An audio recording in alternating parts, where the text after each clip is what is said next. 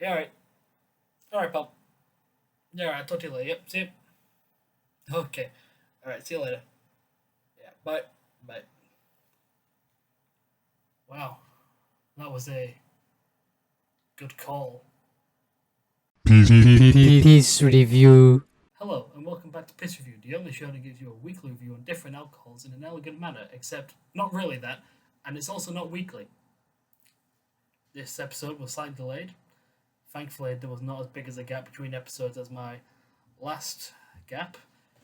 The reason for the delay was due to some shit going down in my flat, which I won't be going into because this is piss review, not shit review. That is a whole other can of worms. Anyway, back onto piss review. Last week we did Carling. It was very well received, and this week we're moving on to a new piss. Foster's. Now, before we take a lovely sip of this drink, why don't we have a look at the background and how this came about? Yes!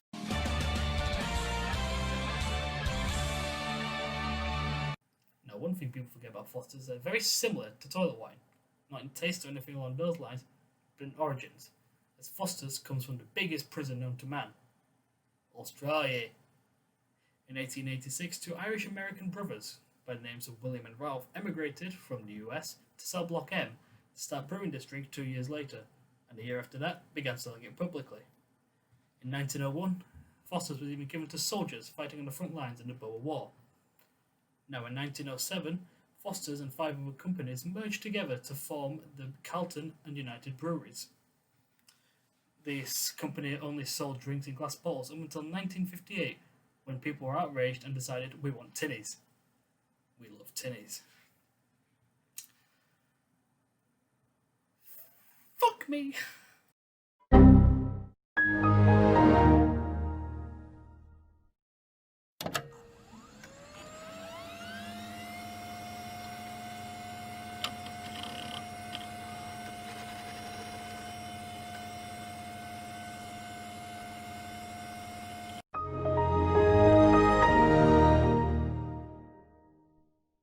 In 1971, Foster's began being sold in the UK and a year later in the US.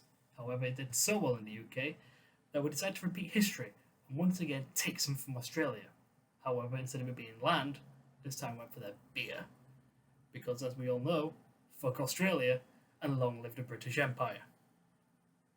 Now, there are many different versions of Foster's, but as you can see, I've gone for the classic lager as always. However, I would highly recommend the Foster's Citrus Twist.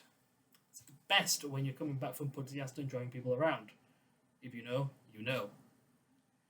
Now, without further ado, let's have a drink. Crikey!